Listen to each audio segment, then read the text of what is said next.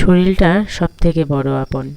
আপনার শরীরটা যদি ভালো না লাগে দেখবেন দুনিয়ার কোনো কিছু ভালো লাগবে না। আহামরি অনেক কিছু হয়ে গেলেও যদি আপনার শরীরটা না চলে তাহলে কোনো কিছুই ভালো লাগবে না।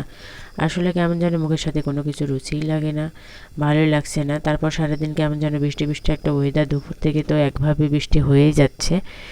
সন্ধ্যাতে একটু কিছু খাবো জন্য আম্মুর কাছে বলছিলাম। ঘরে ছোলা ছিল, আম্মু গরম পানির মধ্যে ভিজিয়ে কিছুক্ষণ রেখে তারপরে অনেকক্ষণ ধরে সিদ্ধ করে নিয়েছে সন্ধ্যার সময় খাওয়ার জন্য। আর এই তো আমি বিকেলবেলা আসরের নামাজ পড়ে ভাবলাম বেগুনিগুলো আমি ভেজে নিই, কারণ বিকেলবেলা আমার আম্মুর অনেক কাজ থাকে, ছাগল মুরগি হাবিজাবি নিয়ে।